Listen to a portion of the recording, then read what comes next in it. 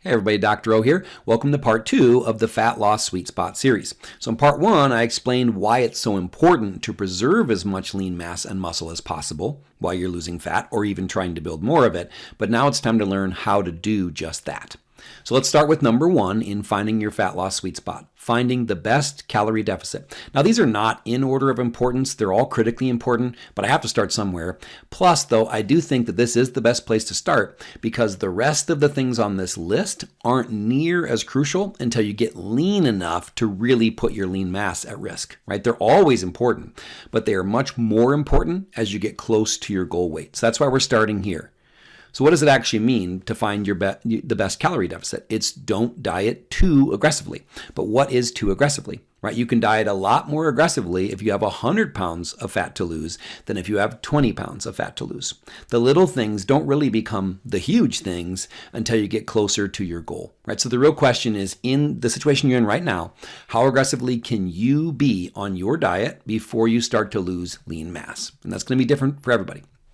So let's look at this study. I really want to dive in. This is a neat one. It's an older one, but it's still a really, really neat one. So what does the science say here? Differences in fat, carbohydrate, and protein metabolism between lean and obese subjects undergoing total starvation. So this review was based on starvation studies, but it shows us what happens when someone diets more aggressively than their body and their body fat can handle. Right, so here's the first key takeaway. Fat becomes the major source of energy for everyone during starvation, but it accounts for 94% of the energy burned in an obese subject versus 78% of the energy burned in lean subjects. So where does the rest of this energy come from in lean people? Well, you probably guessed it. It comes from their lean mass. So during starvation, lean people lose 2 to 3 times more protein than obese subjects. Why? Because they use 2 to 3 times more protein as a fuel source.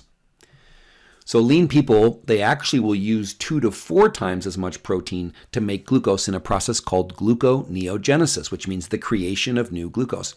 Anytime you turn a non-carbohydrate into glucose, it's called gluconeogenesis. So lean subjects are going to be turning a lot of protein into glucose because they're only burning 78% of their energy as fat for fuel. But since obese subjects are burning a lot more fat for fuel, 94%, they're going to have a lot more of this glycerol left over. So the fat that we burn for fuel is typically, they're called triglycerides. You see up here on the screen, you have the 3 fatty acid tails and then a glycerol backbone, that structure on the left side there. So as you burn or oxidize the fatty acids, that tail gets left behind. And you see at the bottom of that image that glycerol can be used for glycolysis to produce energy directly, or it can be used to create glucose in a process called gluconeogenesis. This means that obese subjects can turn more glycerol into glucose, which means that they can meet their glucose needs while using a lot less protein for fuel, right? This is actually another way that fat can be turned into fuel. So this is an advantage that someone that's obese and burning more fat would have. So, long story short, protein turnover is increased in the lean subjects, but not the obese subjects. And I think I've kind of explained why, since obese subjects are burning so much more fat for fuel. So here's an actual quote from this study. Although obese individuals have more body protein and fat-free tissue than lean individuals, they lose these components at a slower rate during prolonged starvation than lean individuals. Meaning, if you have a lot of body fat for fuel, you can be more aggressive than if you don't. That's the point I'm trying to make. Another really important thing that I pulled out of this study, leucine. So leucine is an amino acid. It's the most important amino acid for stimulating muscle protein synthesis. Basically, you need to reach a leucine threshold with your meals if you want to maximize muscle protein synthesis. So just remember leucine, very important amino acid. Leucine oxidation increased by 230% after a 60-hour fast in lean subjects. It only increased 17% in obese subjects. So a 230% increase in burning or oxidizing leucine for fuel in lean subjects versus 17%, really just a trivial amount in obese subjects after a 60-hour fast, right? So this is a big problem for lean subjects because we don't want to be burning leucine for fuel. We want to be using it to build or maintain muscle. So this is also why a 60-hour fast would be much safer for someone with 100 pounds to lose than someone with 20 pounds to lose, right? I'll talk about how I transitioned to a less aggressive calorie deficit as I got leaner in the next video. But yeah, if you're trying to lose 20 pounds, a 60-hour fast is going to have a much different impact on your body than it did for me when I first started at 414 pounds. All right, same study, another quote. It is no longer acceptable to describe the metabolic response to starvation as a single typical response, right? So long story short, you can be much more aggressive if you have a lot of fat to lose. The little things don't become the big things until you get pretty lean and get pretty close to your goal, those last 20 pounds especially. All right, let's switch studies then. So how do we actually know, right? When do we know we really have to start to worry about losing lean mass? I think this is the study that gives us the answer, and it's one of my favorite studies to talk about. So a limit on the energy transfer rate from the human fat store in hypophagia. This is one of the most important studies that I've ever read as a dieter, and I've shared it in other places as well. You have to know how much energy your body fat can provide if you want to know how aggressive you can be on a diet. So let me read this quote and then I'll make sense of it for you. A limit on the maximum energy transfer rate from the human fat store in hypophagia, under eating, is deduced from experimental data of underfed subjects maintaining moderate activity levels and is found to have a value of 290 plus or minus 25 kilojoules per kilogram per day. This ends up being between 29 and 34 calories per pound of fat. So I usually stick with 30 calories as my guide. So next part of the quote. A dietary restriction which exceeds the limited capability of the fat store to compensate for the energy deficiency results in an immediate decrease in fat-free mass. In cases of a less severe dietary deficiency, the fat-free mass will not be depleted. So if you know how much body fat you have, you know how many calories it can provide. If you diet more aggressively than that, you will see an immediate decrease in fat-free mass.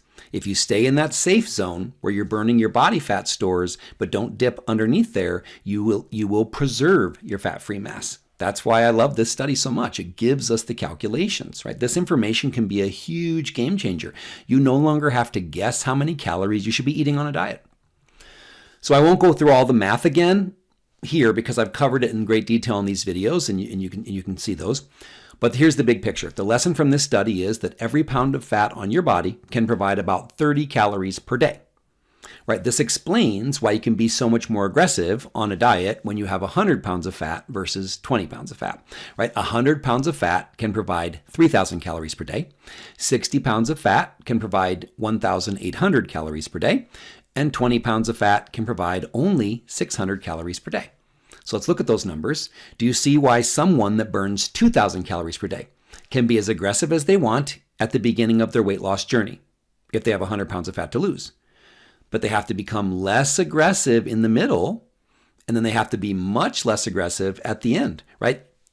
No matter how much fat you have on your body, you've got to come up with these 2,000 calories. So where are the 2,000 calories going to come from if they can't come from your body fat?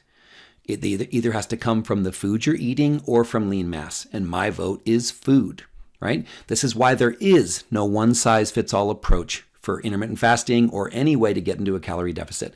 My entire program is designed around helping you take a science-driven approach to weight loss that changes as you do because the amount of fat on your body is going to change, right? So be sure to check out these other videos for the details.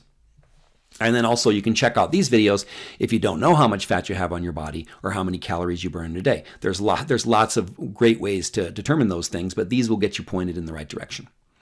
All right, so number one, finding the best calorie deficit. Right? Every situation is unique, but science can give us the clues for a good place to start. Right? This is great news. We are now one step closer to finding our fat loss sweet spot. Right? So we can determine how many calories do I need to eat, how big can my deficit be before I start to lose lean mass, and then we can live there. We can live in that fat loss sweet spot. So we'll cover how to determine if you're dieting too aggressively by looking at the best rate of weight loss in part 3. All right, I hope this helps. I'll see you in the next one. Have a wonderful day. Be blessed.